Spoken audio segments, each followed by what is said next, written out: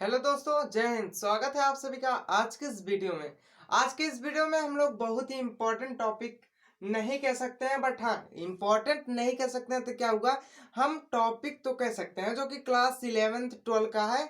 और 11 12 वाले ही नहीं पढ़ सकते हैं।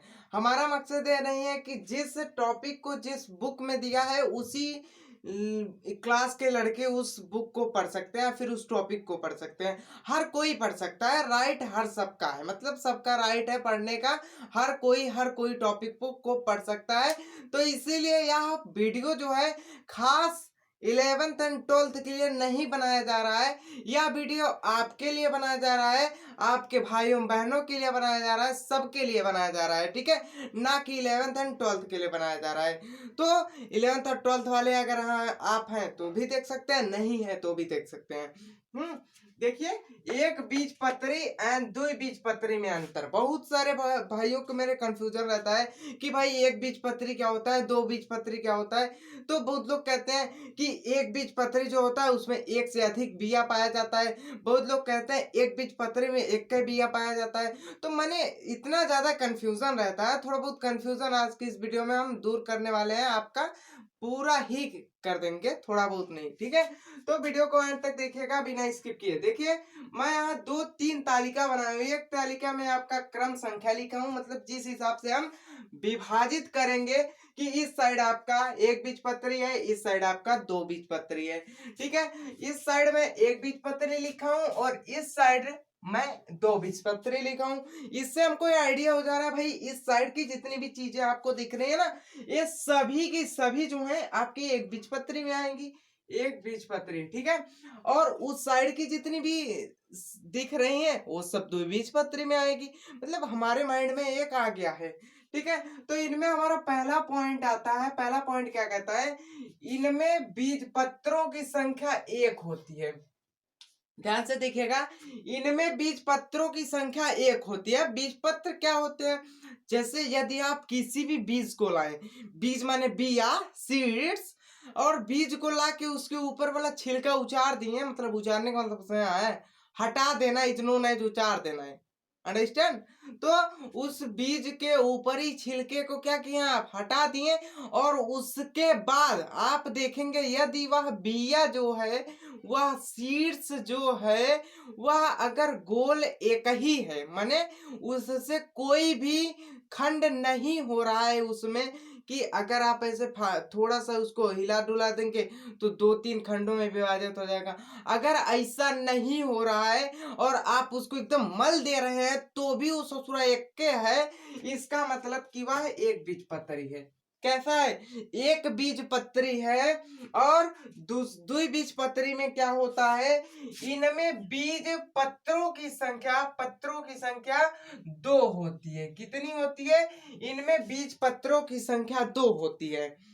आप समझने की कोशिश कीजिएगा, मैं आपको समझा रहा हूं कि यदि किसी भी बीज को आप लाते हैं और उसके ऊपरी छिलके को क्या करते हैं, हटा देते हैं, उसके बाद उसको थोड़ा सा रगड़ते हैं ना, तो वो दो भाग में टूट जाता है, दो बराबर भाग में अलग अलग हो जाता है।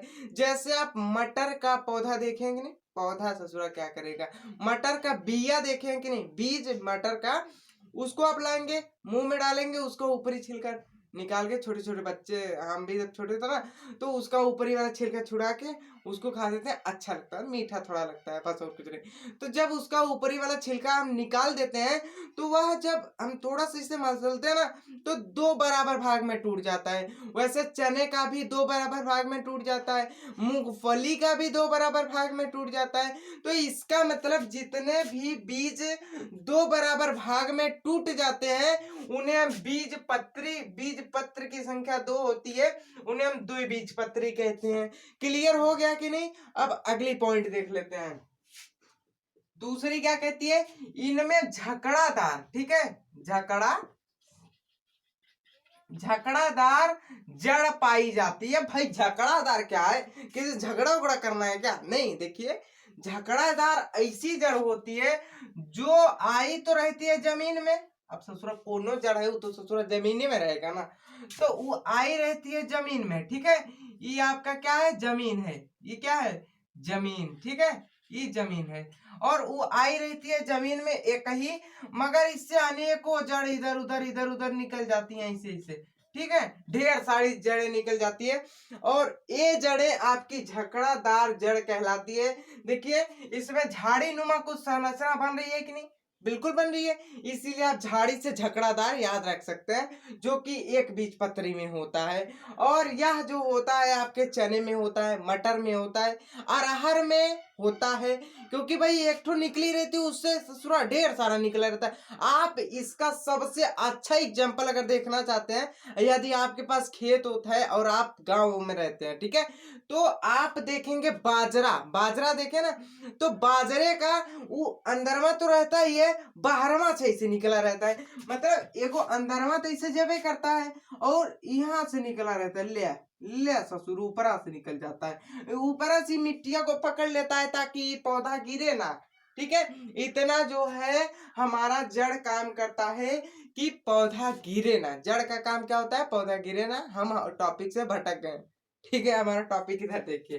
तो आप क्या देखेंगे कि भाई ये कम जगह घेरता है और यह झाल नुमा मतलब फैला रहता है, ऐसी संरचना होती है जिसे हम झकड़ादार जड़ के नाम से जानते हैं। इनमें क्या पाई जाती है, झकड़ादार जड़ पाई जाती है। वही बात कर लें दो बीज पत्री में, तो भैया दो बीज पत्री में इनमें मूसलाधार जड़ पाई जाती है।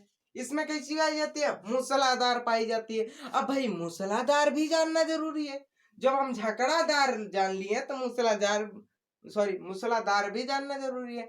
तो देखिए मूसलाधार में क्या होता है, इस प्रकार से आता तो है ससुरा, ऐसे घुस जाता है अंदर, ले बस ऐसे घुस जाता है, इससे मूल रोम निकल जाते हैं। क्या निकलते हैं, मूल रोम निकलते हैं, ना कि इतना बड़ा बड़ा जड़ निकलता है। इससे मूल रोम, पतले पतले मूल रोम सफेद सफेद निकलते हैं, जो कि पानी का अवशोषण करते हैं, पानी का क्या करते हैं, अवशोषण करते हैं। उसके बाद हमारी तीसरी पॉइंट आती है एक बीज पत्री में। एक बीज पत्री में तीसरी पॉइंट क्या कहती है, इनके पत्तियों में समांतर सिराएं पाई जाती हैं। अब भाई ये कॉम्प्लिकेटिव है, समांतर सिराएं का मतलब क्या होता है, जैसा कि हम यहाँ एक पत्ती बना दे रहे हैं, आप पत्ती कलाकार तो है नहीं, बस थोड़ा सा आपके समझाने के लिए बना रहे। देखिए ये हमारे पास एक पत्ती है और इसमें जो है ना समांतर सिराएं पाई जाती हैं, कुछ इस प्रकार की।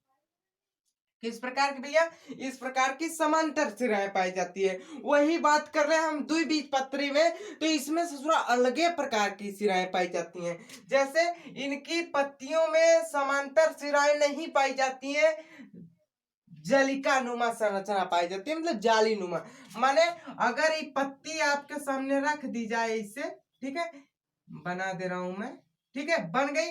अब इसमें इधर जाएगा इसी में ससुरा ढेर सारा निकला रहेगा, इसी में देखिए, इसे हम कहते हैं जलिका नुमा संरचना।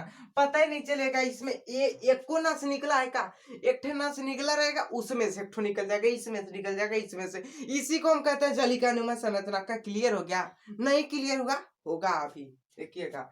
इसमें जलिका नुमा संरचना होती है, मगर इसकी पत्तियों में समांतर सिराएं संरचना होती है, ठीक है। उसके बाद चौथा जो हमारा आता है पॉइंट, चौथा पॉइंट कहता है एक बीजपत्री के लिए इनके तनों में द्वितीयक वृद्धि नहीं होती है और इनके तनों में द्वितीयक वृद्धि होती है। भाई द्वितीयक वृद्धि क्या है रे, तो आपके मन में यही क्वेश्चन उठा है, भाई द्वितीयक वृद्धि क्या है, सर जी बता दीजिए द्वितीयक वृद्धि क्या है। तो सर जी रुकिए थोड़ा, अभी बता रहे हैं द्वितीयक वृद्धि क्या है। फिर ध्यान से देखिएगा, इनके तनों में द्वितीयक वृद्धि होती है। एक तो प्रथम वृद्धि होती है, दूसरी द्वितीयक वृद्धि होती है। हमको भी पता है प्रथम के बाद ही द्वितीयक आता है, ना कि तृतीयक के बाद द्वितीयक आता है।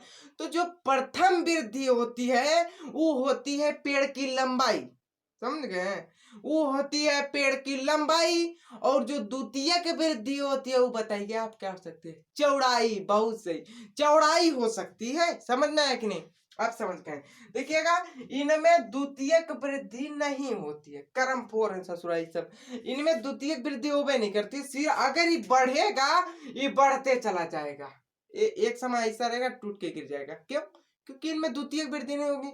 और वो बढ़बो करेगा मोटाबो करेगा, ले ससुरा मोटाएगा। जैसे आप सफेदा देखे ना, सफेदा, सागौन, आम, ठीक है, आम, तो आप देखेंगे वो जो है ऊपर तो जाता है, मोटाबो करता है, ठीक है। उसके बाद हमारा पांचवा पॉइंट आता है। पांचवा पॉइंट क्या कहता है, एक बीजपत्री के लिए इनमें भ्रूण बीज के एक ओर पाया जाता है। मतलब यदि जो इसमें भ्रूण है ना, वो बीज के एक ही ओर पाया जाता है, ना कि बीज के बीच में पाया जाता है। बीज के एक ओर इसमें भ्रूण पाया जाता है। उसमें जो है बीज के मध्य में पाया जाता है या फिर बीज के बिल्कुल अंदर पाया जाता है, ठीक है। बिल्कुल कहाँ पाया जाता है, अंदर पाया जाता है या फिर मध्य में पाया जाता है। उसके बाद छठवीं पॉइंट, ये बहुत ही इंपॉर्टेंट पॉइंट है, इसको ध्यान में रखिएगा, ठीक है। प्रोटीन से बनी परत इसमें पाई जाती है, जिसको हम एल्यूरॉन कहते हैं। क्या कहते हैं, एल्यूरॉन कहते हैं, ठीक है। प्रोटीन से बनी परत पाई जाती है इस एक बीजपत्री के पौधों के ऊपर, ऐसे, ठीक है। इनके तनों के ऊपर क्या क्या पाया जाता है, कौन सी परत पाई जाती है, एल्यूरॉन की परत पाई जाती है, ठीक है। जो कि किससे बनी होती है, प्रोटीन से बनी होती है। समझ में आया कि नहीं, बिल्कुल। अब प्रोटीन का निर्माण कौन करता है, राइबोसोम, ठीक है, ribosome. Bank of protein is known as ribosome, understand. तो ध्यान से देखिएगा, इसका लास्ट पॉइंट क्या कहते हैं, इनमें एल्यूरान की परत नहीं पाई जाती है। कभी सुने हैं कि भैया इसमें एल्यूरान की परत पाई जाती है, उसमें ससुरा एगो क्या पाया जाता है, छिलका उसका पाया जाता है। छिलका पाया तो जाता है छिलका, मगर एल्यूरान की छिलकी नहीं पाई जाती है पेड़ पौधों में, ठीक है।